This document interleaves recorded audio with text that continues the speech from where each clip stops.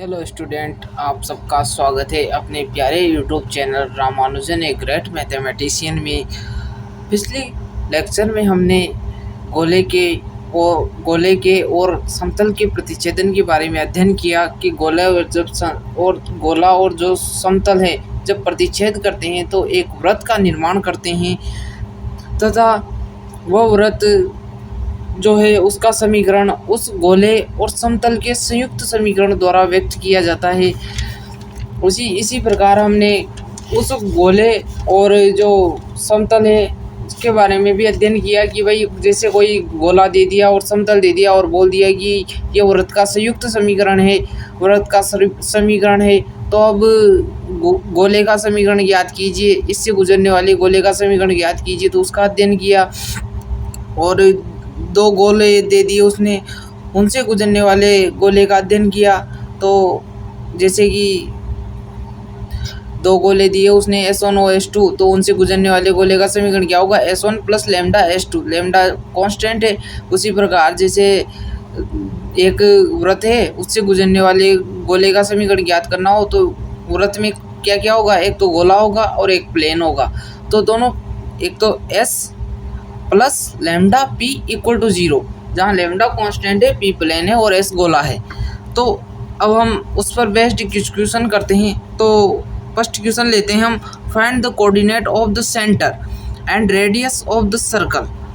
तो वह बोल रहा है कि निम्न वृत्त का केंद्र एवं त्रिज्या ज्ञात कीजिए। जो वृत्त दे रखा है उसने वृत्त का समीकरण दे रखा है ये। अब वृत्त का समीकरण मैंने बोला था आपको संयुक्त रूप से देगा, तो उसने पहले तो क्या दिया, पहले तो दे दिया S, ये क्या है S, और ये क्या है प्लेन P।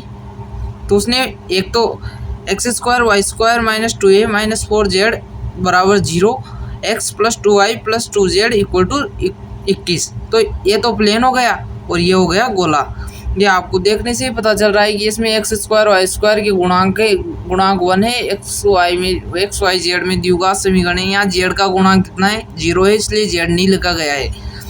तो इसके ये जैसे ये तो ये गोला हो गया, गोला, और ये कोई समतल हो गया ये P, और यहाँ जो वृत्त बनेगा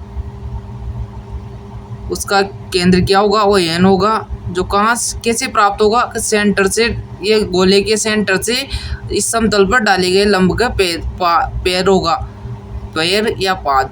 और इसकी त्रिज्या कितनी होगी, त्रिज्या ये होगी इसकी गोले की त्रिज्या, और ये लंब की लंबाई को माइनस करेंगे जब, तो हमें उसका रूट लेने पर ये त्रिज्या प्राप्त होगी पाइथागोरस प्रमेय से।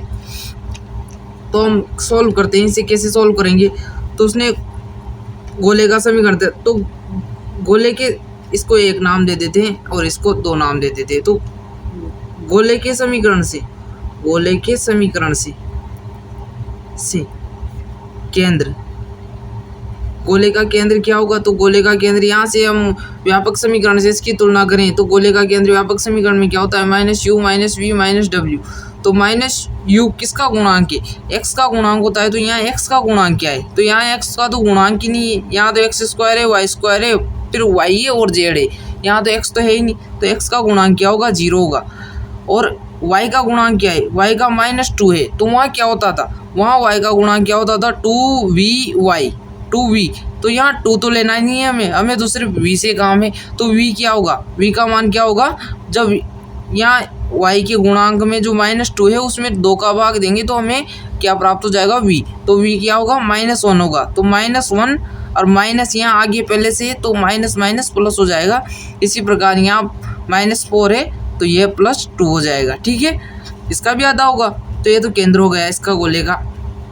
अब हमें ज्ञात क्या करनी है, त्रिज्या। तो इसकी वृत्त की त्रिज्या क्या होगी, वृत्त की त्रिज्या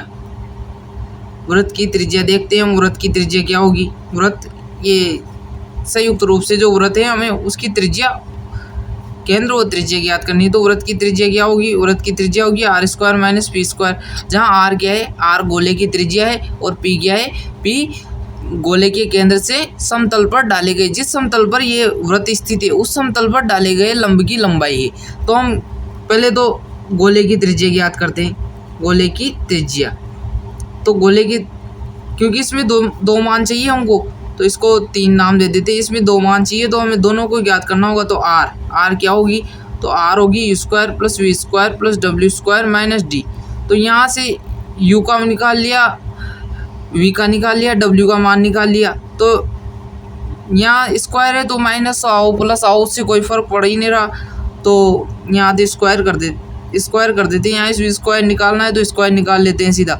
तो यू स्क्वायर 0 प्लस 1 प्लस 2 का स्क्वायर 4 माइनस डी की जगह यहाँ देखते हैं डी की जगह। अब मानक समीकरण में डी का किस साइड होता था, लेफ्ट साइड में डी होता था। तो लेफ्ट साइड में यहाँ राइट साइड में दिया हुआ है, इक्वल के राइट साइड में दिया हुआ है। हमें क्या करना है कि ये लेफ्ट साइड में लाना है। तो लेफ्ट साइड में नेगेटिव हो जाएगा, तो नेगेटिव ये हो जाएगा।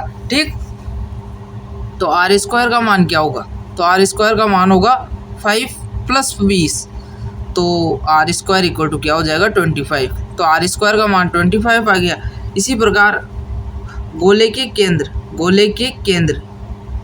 केंद्र C 0 1 0 से समतल 2, ये समतल 2, ये इस पर समतल 2 पर डाले गए लंब की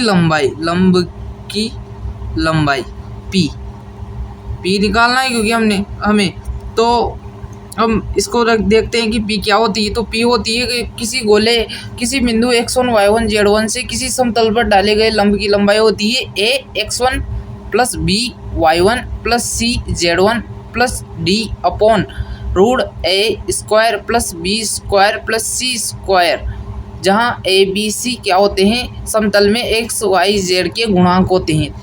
ठीक, तो यहाँ भी वैसे ही समतल में पहले a आएगा तो a का मान 1 है और यहाँ से x1 का मान 0। इसी प्रकार पहले क्या आएगा, पहले 2 जो समतल का y का गुणांक है, फिर क्या आएगा ये y1 मतलब, तो y1 का मान क्या है 1, और इसी प्रकार 2 z का, और उसके बाद इसका मान क्या है, इसका मान हो जाएगा 2, तो 2 और d का मान क्या है, तो d का मान किस में आता है, प्लस में आता है। यहाँ d का मान क्या है, यहाँ d का मान उसमें भी समतल में भी क्या होता है, ये राइट साइड लेफ्ट साइड में होता है। यहाँ किस साइड में दे रखा है, राइट साइड में, तो यहाँ नेगेटिव ये, और ये रूट अब 1 का इसके गुणांकों का स्क्वायर, समतल में एक्स वाई जेड के गुणांकों का स्क्वायर, तो 4 + 4। ठीक, तो ये गुणांक हो गए, इसका मोड़ लेना होता है क्योंकि दूरी हमेशा पॉजिटिव होती है। ठीक है, तो इसका मान 0 + 2 + 4 प्लस माइनस 21, ठीक, और अपॉन में 3, 9 आ जाएगा, 9 का रूट 3 हो जाएगा। तो इसका सॉल्यूशन क्या आएगा, -15/3, जिसका मोड है तो उसका मान क्या आएगा, p = क्या आएगा 5, और हम p² का मान देंगे तो p² का मान क्या प्राप्त होगा हमें, तो p² का मान 25 प्राप्त होगा। तो अब हम क्या करते हैं, हम करते हैं कि जो समीकरण 3 से वृत्त की त्रिज्या देखते हैं हम। समीकरण 3 से वृत्त की त्रिज्या कितनी होगी, तो वृत्त की त्रिज्या क्या होगी, तो वृत्त की त्रिज्या होगी r² - p²। तो r² का मान निकाला हमने यहाँ, तो r² का मान कितना था 25, और p² का मान भी 25, तो वृत्त की त्रिज्या क्या होगी 0। तो ये कैसा वृत्त हो गया, ये एक बिंदु वृत्त हो गया। हमने गोले के फर्स्ट लेक्चर में पढ़ा था कि बिंदु वृत्त क्या होता है, जिसकी त्रिज्या 0 हो, जिसमें u² plus v² plus w² equal to क्या हो d। तो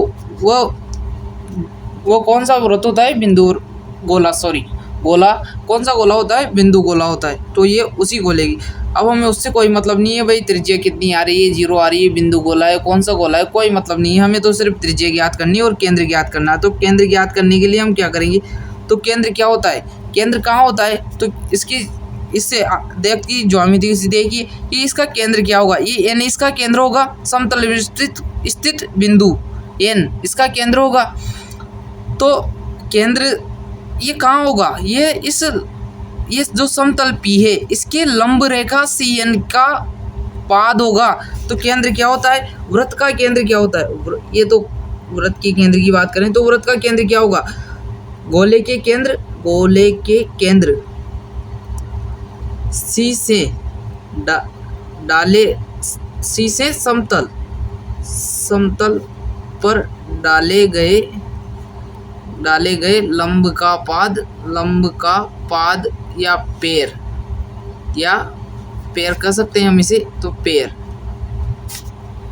पैर एन। तो एन इसका, तो एन के निर्देशांक याद करने हैं तो हम कहते हैं कि समतल के परपेंडिकुलर, किसके परपेंडिकुलर, समतल के। अब यहाँ कहते हैं हम समतल के लंबवत, समतल दो के लंबवत किसी बिंदु से गुजरने वाली समतल के लंबवत किसी बिंदु से गुजरने वाली रेखा का समीकरण। तो वो कैसा होता है, वो होता है जैसे कोई रेखा x1 y1 z1 से गुजर रही हो तथा किसी समतल पर लंबवत हो तो उसका समीकरण क्या होता है, x minus x1 upon a बराबर y minus y1 upon b बराबर z minus z1 upon c। तो यहाँ x1 y1 तो वो बिंदु हो गया और a b c क्या हो गए, वो x y z के समतल में जो गुणांक है वही हो गए। तो यहाँ भी हम वैसे ही करेंगे कि x की जगह तो x, अरे कहाँ से, यहाँ कहाँ से आ रही है ये रेखा, कहाँ से गुजर रही है, 0 1 0 से, और तो अब यहाँ x1 की जगह 0 और a की जगह क्या है, a की जगह हम यहाँ 1 है तो 1 रखेंगे समतल की, तो ये 1 हो गया। और इसी प्रकार y माइनस, तो माइनस अब यहाँ क्या है 1, केंद्र का निर्देशांक देखेंगे तो 1 और b की जगह क्या है 2, ठीक।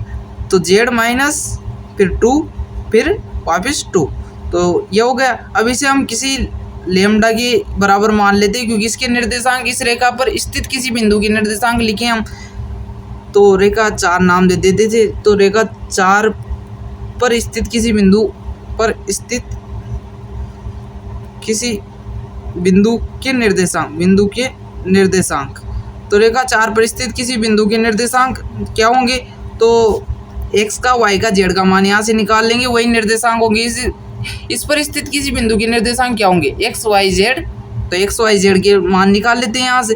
तो लेमडा, फर्स्ट में तो लेमडा आ जाएगा और सेकंड में 2 लेमडा प्लस 1 y का मान, और z का मान क्या आएगा 2 लेमडा प्लस 2, तो ये मान आ गया हमारे पास। अब यहाँ लेमडा का मान निकालना है, तो लेमडा का मान निकालने के लिए क्या करेंगे हम, तो हम कहेंगे कि यदि यह रेखा 4 व समतल 2 पर स्थित 2 का कटान बिंदु हो, 2 समतल, रेखा 4 और समतल 2 का कटान बिंदु हो, तो कटान बिंदु कौन सा है, n है। तो हमें तो निकालने भी n की निर्देशांक है, तो हम तो उसी से ले लेते हैं कि भाई जब ये इसका कटान बिंदु होगा दोनों का, तो ये रेखा को तो संतुष्ट कर ही रहा है क्योंकि रेखा से प्राप्त हुआ है। अब हम क्या करेंगे, इसे समतल से भी संतुष्ट करा देंगे। तो समतल से संतुष्ट कराएं हम इसे समतल 2 से, तो समतल 2 में इसका मान रख देते हैं। तो समतल 2 क्या है, तो यहाँ से समतल 2 में इसका मान रख रहा हूँ मैं। तो बिंदु कहाँ है, बिंदु ये है लेमडा, तो समतल 2 में मान रखिए, तो lambda plus 2 lambda plus 1 plus 2 lambda plus 2 equal to 21। Implies that क्या आएगा हमारे पास, इम्प्लाइज दैट आएगा lambda plus 4 lambda plus 4 lambda, तो 9 तो लेमडा हो जाएगा, और 2 प्लस 4 6, और 6 में 21 में से जाएंगे तो कितने आएंगे, ये 15 आएंगे, ठीक है। 6 21 में से जाएंगे तो 15 आएंगे, तो इसका मान क्या प्राप्त होगा, लेमडा का मान प्राप्त होगा ये 5/3। तो लेमडा का मान 5/3 हो जाएगा। जब 5/3 का मान, अब यहाँ कर लेते हैं, जगह नहीं बची मेरे पास, तो यहाँ कर लेते हैं। तो लेमडा का मान कहाँ रखेंगे, लेमडा का मान समीकरण मतलब वृत्त के केंद्र के निर्देशांक में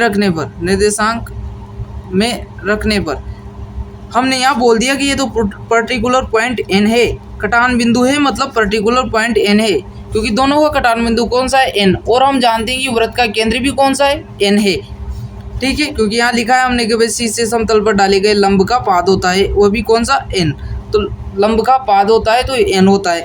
तो हमने यहाँ ये कटान बिंदु निकाल लिया, तो इसका निर्देशांक क्या हो जाएंगे, 5/3 और 5/3, तो 10/3, 10/3 मतलब 13/3, और 10/3 + 2 तो 6, 10/3 तो 16/3, तो ये अभिष्ट निर्देशांक हो जाएंगे। तो ये तो आ गई त्रिज्या, ये 0 तो आ गई त्रिज्या, और ये आ गई त्रिज्या। इस प्रकार इस क्वेश्चन का सॉल्यूशन होता है। थैंक यू, धन्यवाद। हम अगला क्वेश्चन अगले लेक्चर में करेंगे। थैंक यू, धन्यवाद। तब तक के लिए पढ़ते रहिए। समझ में आए तो हमारे चैनल को लाइक, शेयर और सब्सक्राइब कीजिए। Thank you.